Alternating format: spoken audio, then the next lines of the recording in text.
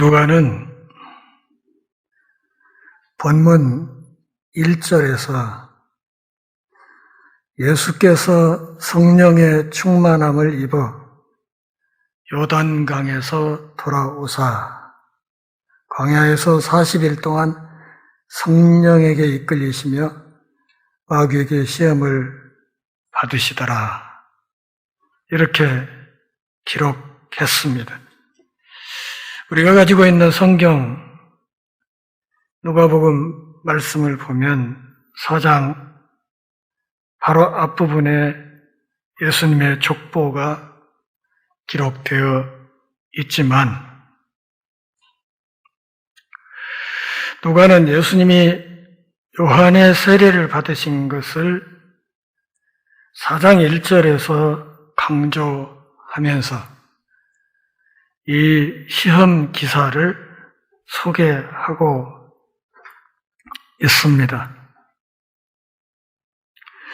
결국 예수님께서 성령의 충만함을 입고 광야에서 시험을 받으신 이 사실은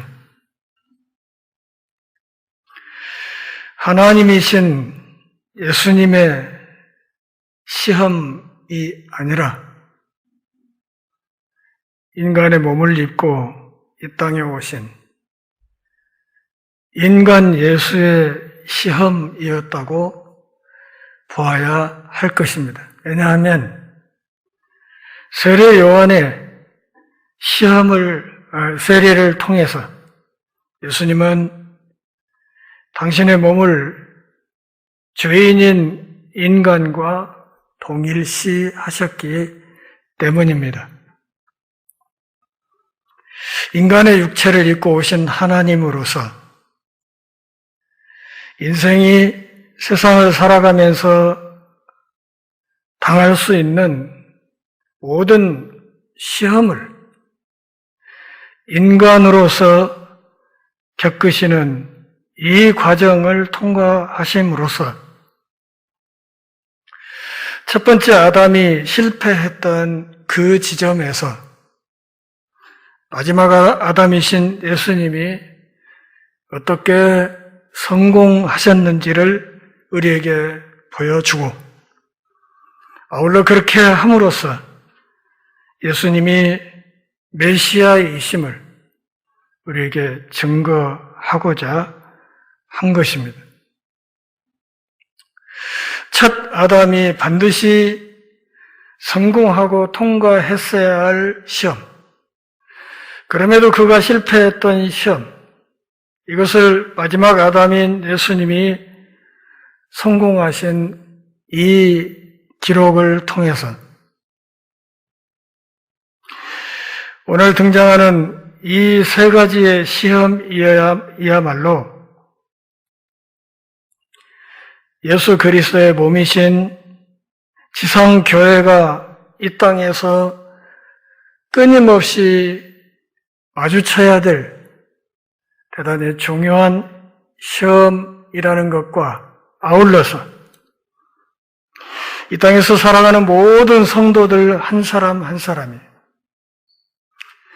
삶이 다하기까지 끊임없이 부딪혀야 될 대단히 중요한 시험이라는 것을 알 수 있습니다. 말하자면 오늘 예수님이 광야에서 겪으시는 이 시험은 인류가 주님 다시 오시는 그날까지, 특별히 지상교회가 그분이 다시 오시는 그날까지 끊임없이 겪어야 할 대단히 중요하고도 심각한 시험이라는 것을 알 수 있습니다. 우리가 살아가면서 겪는 신앙의 여러 가지 시험이 있겠으나 그 모든 시험은 결국 오늘 예수님이 광야에서 겪어야 하는 이 세 가지 시험에 수렴된다고 말할 수 있습니다. 그 시험의 양태가 조금씩은 다를 수 있겠으나 우리가 겪는 모든 시험이 결국은 이 세 가지 큰 틀 안에서 이루어진다는 사실을 알 수 있고, 그러기에 이 시험을 예수님이 어떻게 헤쳐나가는지를 살펴보는 것은 우리가 이 땅에서 믿음의 사람으로 시험을 끊임없이 통과해야 하는 하나님의 백성으로서 우리 신앙의 여정을 좀 더 튼실하게 준비할 수 있는 좋은 계기가 될 수 있다, 이렇게 생각합니다. 1절부터 4절까지 무엇을 위해서 살 것인가에 대해서 예수님이 시험을 받습니다. 1절부터 4절까지 같이 읽어보실까요? 예수께서 성령의 충만함을 입어 요단강에서 돌아오사 광야에서 40일 동안 성령에게 이끌리시며 마귀에게 시험을 받으시더라. 이 모든 날에 아무것도 잡수시지 아니하시니 날수가 다함에 줄이신지라. 마귀가 이르되 네가 만일 하나님의 아들이거든 이 돌들에게 명하여 떡이 되게 하라. 예수께서 대답하시되 기록된 바 사람이 떡으로만 살 것이 아니라 하였느니라.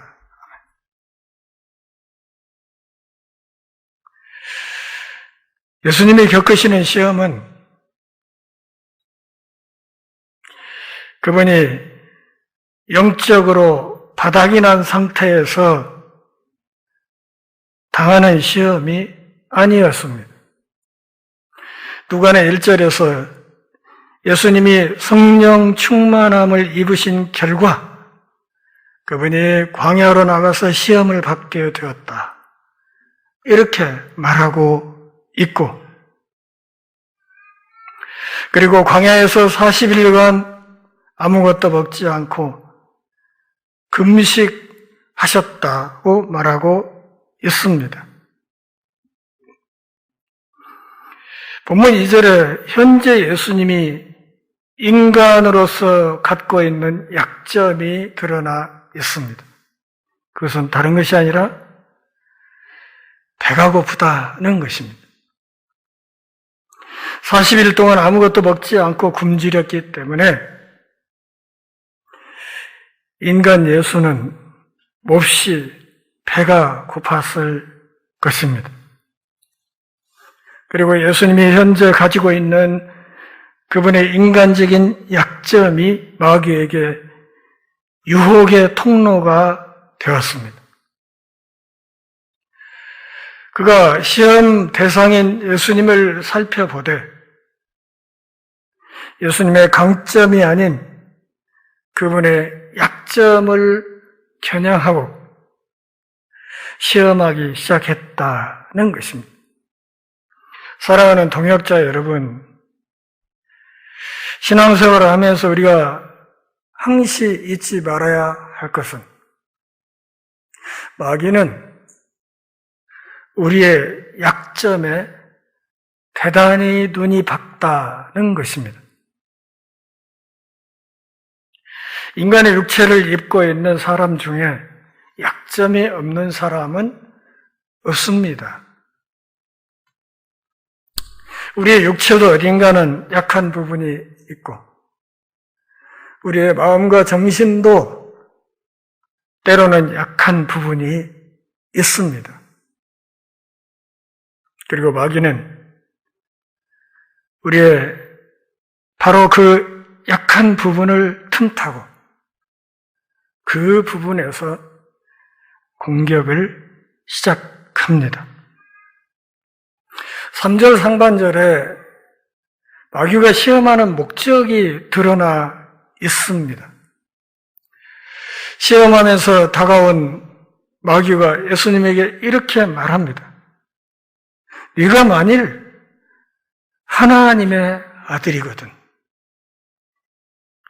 결국 이 시험은 예수님이 비록 인간의 육체를 입고 있으나 그가 하나님의 아들이냐 아니냐, 다시 말하면 그가 메시아로서의 자격이 있느냐 없느냐, 이것에 관련된 심각한 질문이라는 것을 알 수 있습니다.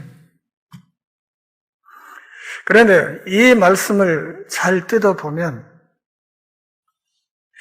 네가 하나님의 아들인지 아닌지 좀 확인해 봐야겠다, 이런 뜻보다는 이 말씀은 마귀가 예수님이 하나님의 아들이라는 것을 이미 인정한 상태에서 하고 있는 시험이라는 것을 알아야 합니다. 네가 하나님의 아들인지 아닌지 알아봐야겠다가 아니라 내가 보기에 너는 하나님의 아들인데 온 세상에 하나님의 아들이라는 자가 굶주리고 있다는 것이 말이나 되는가, 이렇게 말하고 있는 것입니다.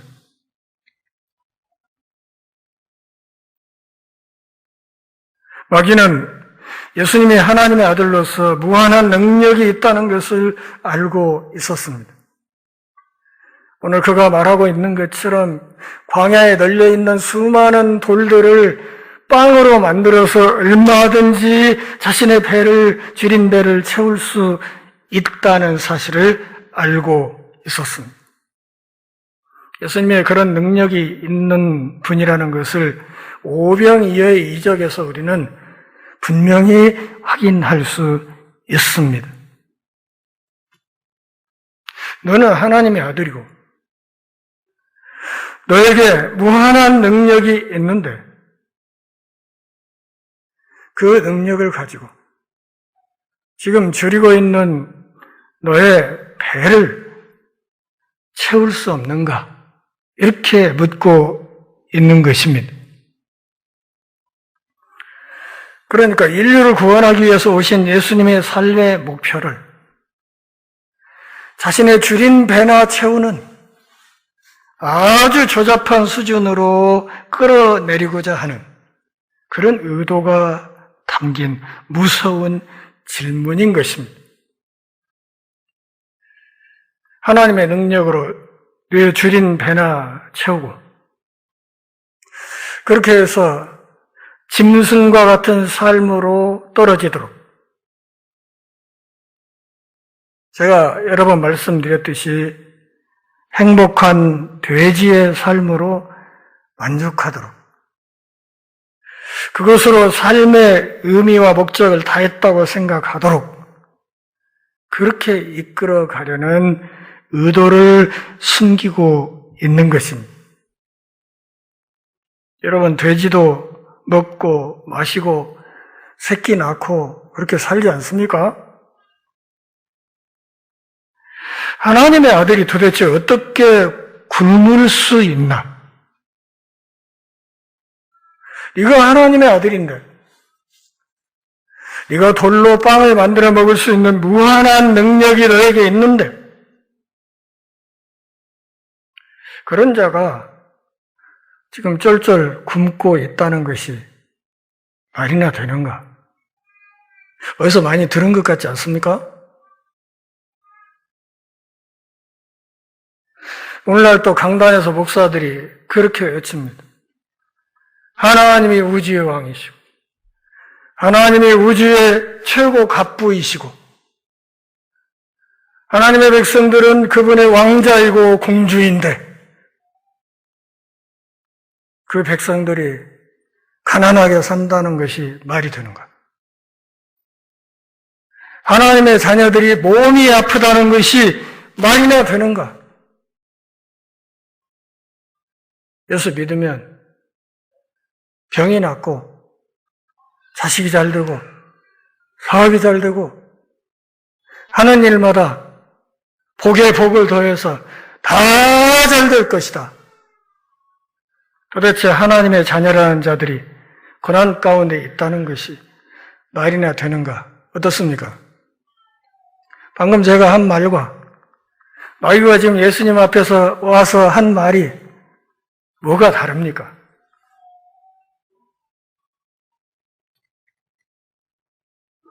거기에 대한 예수님의 답이 4절에 기록되어 있습니다.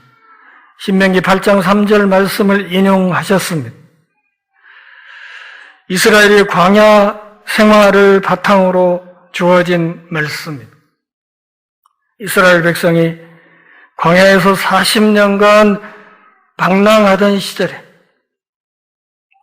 그들은 매일 새벽 하늘에서 하나님께서 내려주시는 만나를 먹었습니다.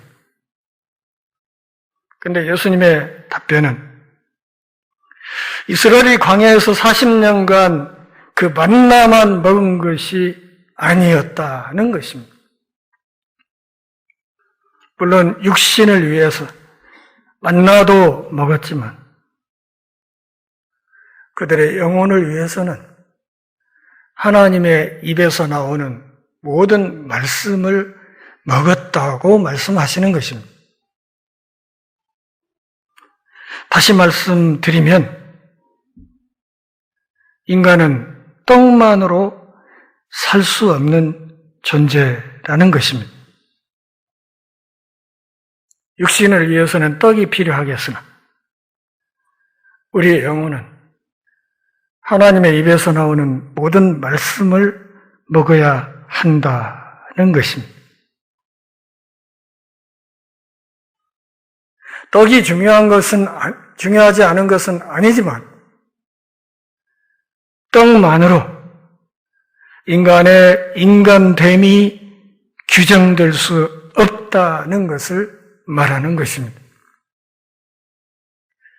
인간에게 하나님의 입에서 나오는 말씀이 사라지면 그것은 행복한 돼지의 삶과 별반 차이가 없게 된다는 것이지요. 떡만 먹으면, 그래서 그 떡을 먹고 배가 부르게 되면 어느 한순간 인생의 공허와 허무와 권태가 쓰나미처럼 밀려드는 것을 느낄 수 있습니다. 그래서 예수님은 요한복음 4장 34절에서 나의 양식은 나를 보내신 하나님 아버지의 뜻을 완성하는 것이다. 그렇게 말씀하셨습니다. 날마다 우리가 먹고 마시는 것처럼 행해야 될 것이 무엇인가 하면 우리를 이 땅에 보내신 하나님 아버지의 뜻을 행함으로 그것을 성취시켜 가는 것이다. 그것이 나의 양식이라고 말씀을 하셨던 것이죠. 이 첫 번째 시험은 다른 것이 아닙니다. 하나님의 뜻과 인간의 절박한 욕구 사이에서 무엇을 선택할까? 하나님이 주시는 은사와 재능으로 무엇을 추구할까? 하나님께서 나에게 주신 은사와 재능과 물질로 무엇을 향해 달려갈까? 이것을 물은 것입니다.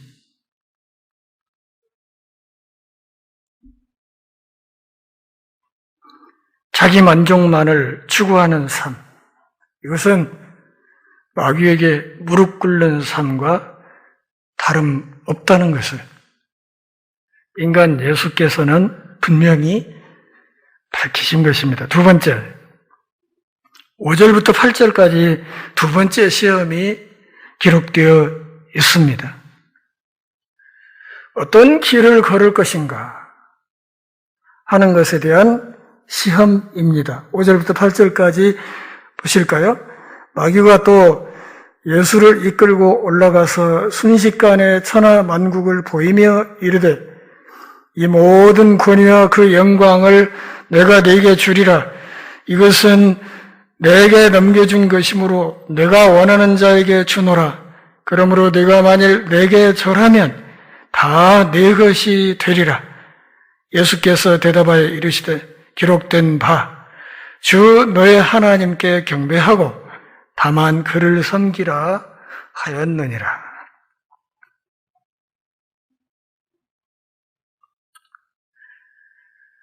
이 두 번째 시험은 어떤 길을 걸을 것인가? 우리 인생관에 관한 시험입니다. 하나님의 아들이 될 것인가? 아니면 마귀의 종이 될 것인가? 이것을 선택하라고 말하고 있는 것입니다. 5절, 6절에 가짜 왕인 마귀의 사기극이 기록되어 있습니다.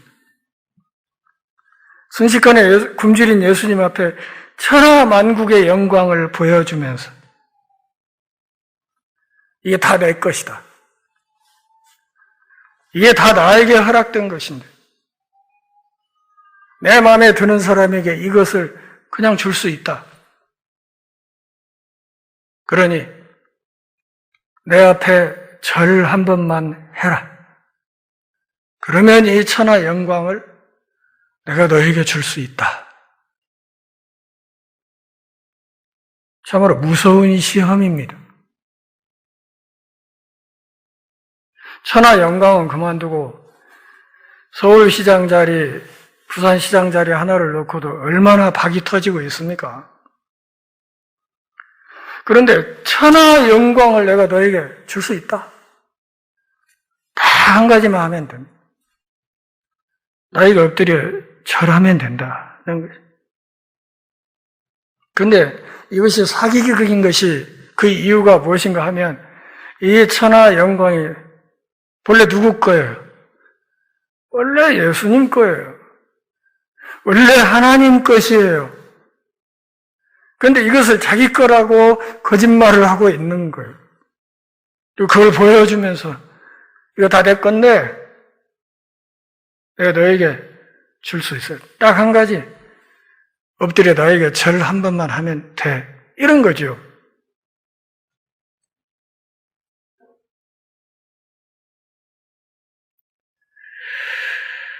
(7절에서) 예수님의 사명에 입각한 교묘한 사기극을 펼쳐나갑니다.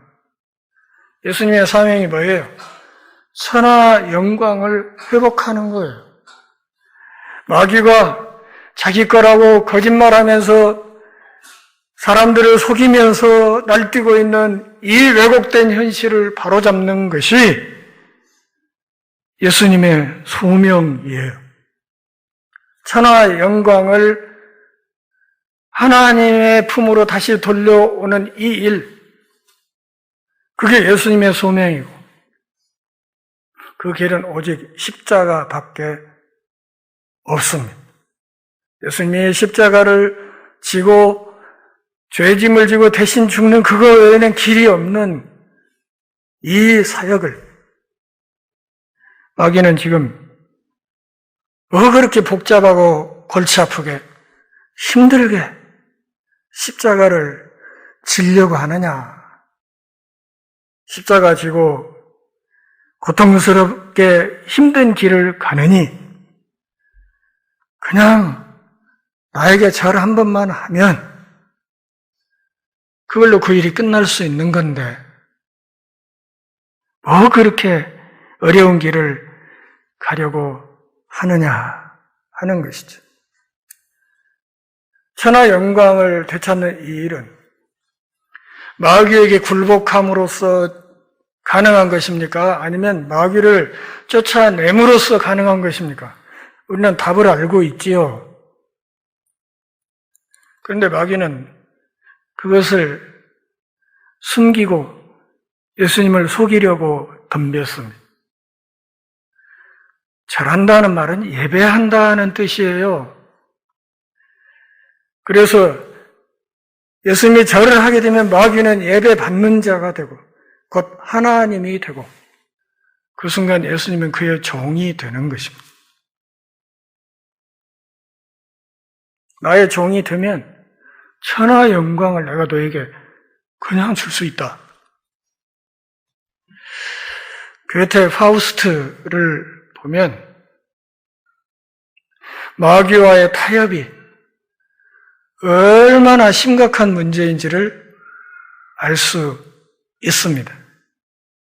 당시 유럽에 떠돌던 수많은 파우스트 설화를 수집해서 괴테가 이야기 전체를 꾸며 나가면서 괴테는 욥기의 이야기 틀을 걸어다가 마지막을 구원으로 마무리하는 식으로 이야기를 정리를 했지만 실제 파우스트 이야기들은 그렇지 않습니다. 마귀와의 거래가 언제나 심각한 비극으로 끝이 난다는 것을 말하고 있는 것이죠. 예수님도 그것을 알고 있었습니다. 참으로 편리하고 그러나 불의한 길이 있습니다. 그것이 마귀의 길입니다. 그냥 무릎 한번 꿇고 허리 한번 숙여서 절 한번 하면 되는 쉬운 길이 있습니다. 그 반대편에 십자가를 지고 고난의 길을 걸어야 하는 좁은 길, 그럼에도 정의로운 길이 있습니다. 8절에 예수님의 답이 기록되어 있습니다. 하나님의 공의로 하나님만을 경배하고 하나님의 뜻을 추구함으로 고난의 길을 기꺼이 걷겠다는 것입니다.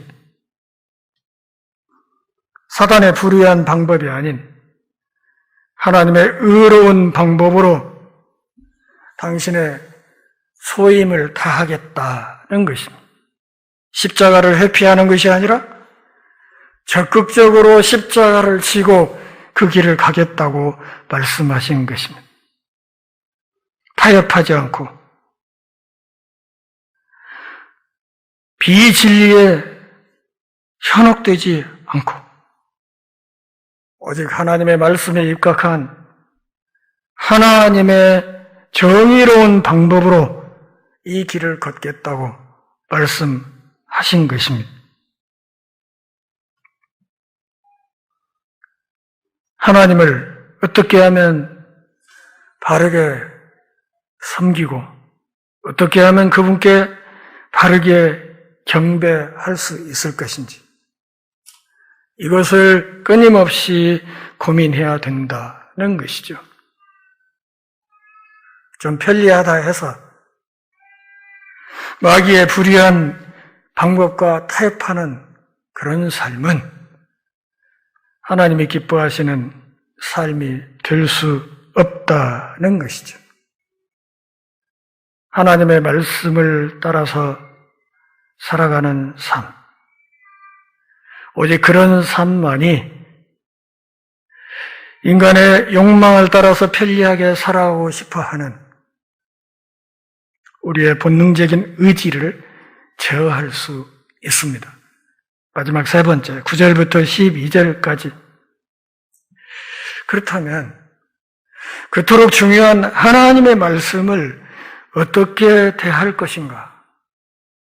첫 번째 시험이 물질관에 관한 것이고 두 번째 시험이 인생관에 관한 것이었다면 이 세 번째 시험은 성경관과 관련된 시험이라고 할 수 있습니다. 9절부터 12절까지 같이 읽어보실까요?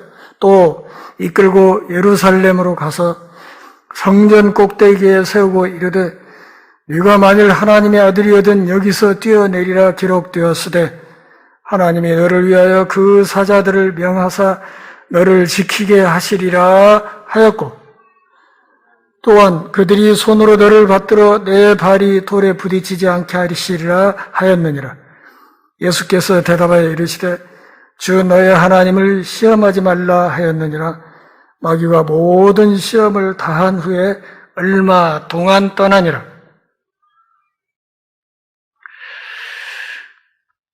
어떤 시험 문제를 내놓아도 예수님이 계속해서 하나님의 말씀을 들고 대답하는 것을 보면서 마귀도 세 번째 시험에서는 전략적으로 변화를 가져왔습니다.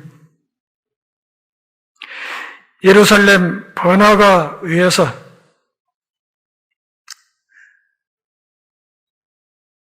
어쩌면 성전의 첨탑 위에서 사람들이 다 볼 수 있도록 거기서 뛰어내리는 깜짝 쇼를 한번 해봐라.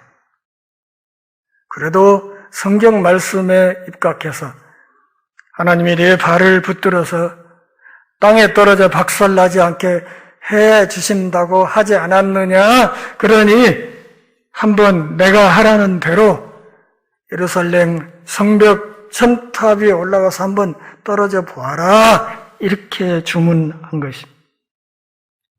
그런데 10절, 11절에 마귀가 인용하고 있는 이 말씀은 시편 91편 11, 12절을 인용한 것인데 이 말씀을 액면 그대로 인용하지 않고 교묘하게 날조해서 제시한 말씀입니다.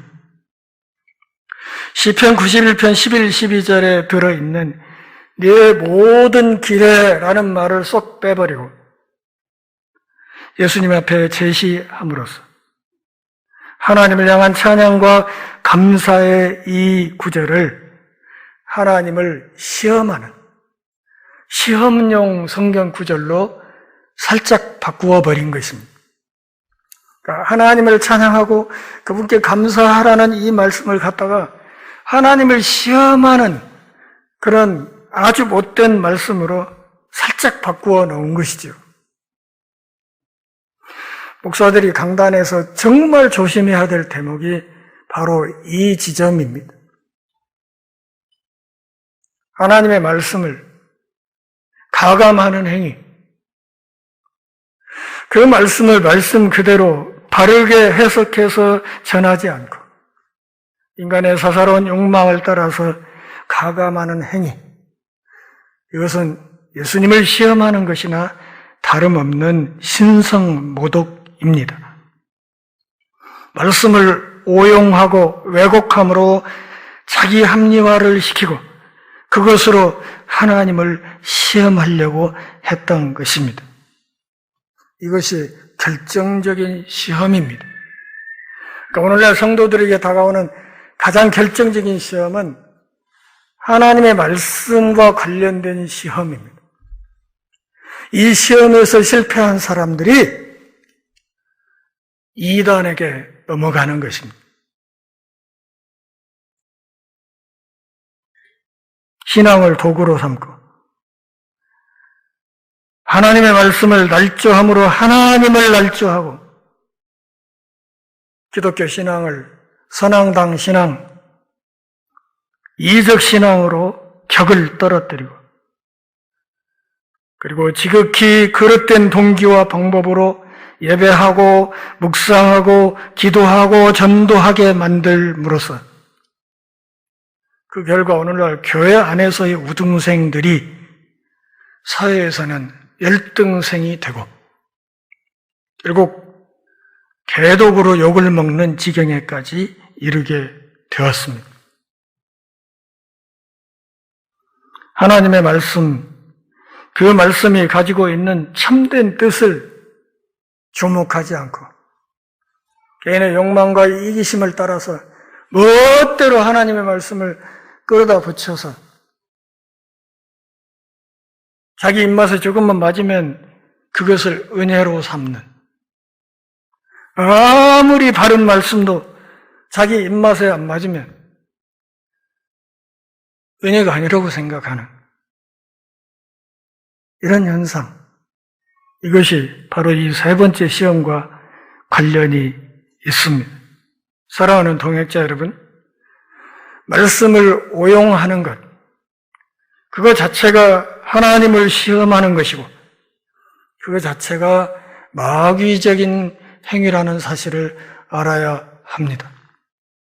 하나님의 말씀을 바르게 정확하게 알고 이해하는 것, 그리고 그 바른 말씀을 붙들고 살아가는 것, 이것이 마귀의 결정적인 시험으로부터 벗어나는 지름길이라는 사실을 알아야 합니다.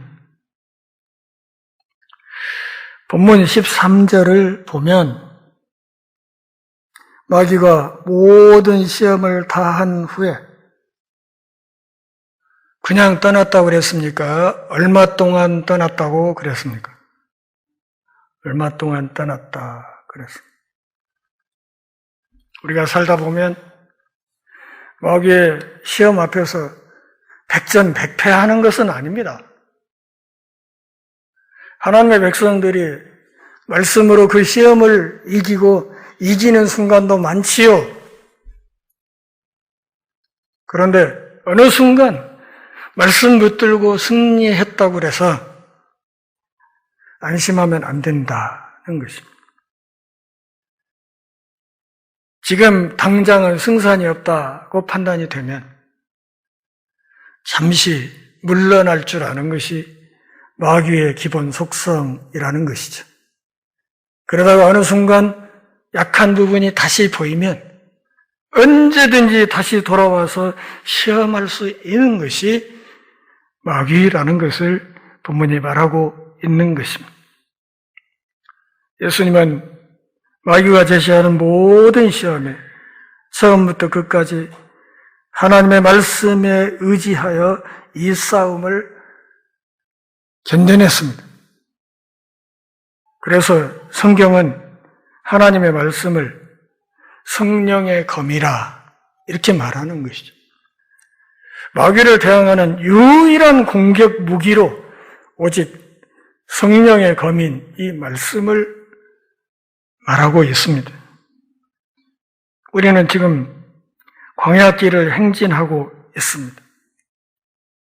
새하늘 새 땅에 이를 때까지 이 광야길은 끝이 나지 않을 것이고 그것은 곧 우리가 겪어야 될 시험 역시 끝나지 않았다는 것을 말하고 있는 것입니다.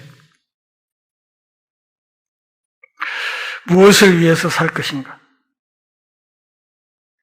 빵인가? 하나님의 뜻인가? 어떤 길을 걸을 것인가? 마귀의 불의한 방법을 선택해서 편한 길을 갈 것인가? 아니면 하나님의 말씀을 따르는 의로운 길을 걷되 고난의 좁은 길을 기쁨으로 걸을 것인가?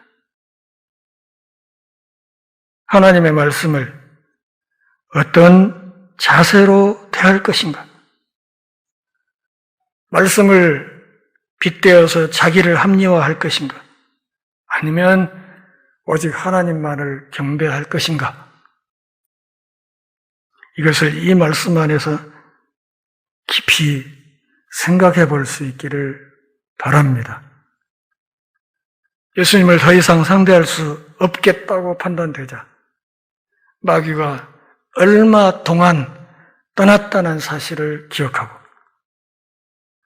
우리 삶이 다하는 마지막 순간까지 근신의 허리띠를 풀지 말고 항시 하나님의 말씀을 의지하여 우리를 이 땅에 부르신 하나님의 뜻을 늘 깊이 생각하면서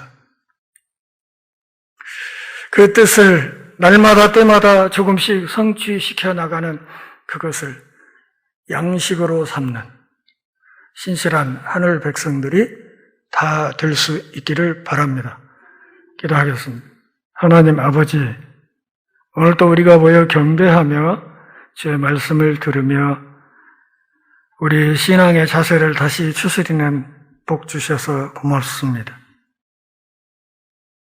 우리 앞서 가장 무서운 시험을 말씀으로 통과하셨던 주님을 본받아 우리 역시 우리 생명의 젖줄인 하나님의 말씀을 붙들고 말씀 의지하여 모든 시험을 다 이기고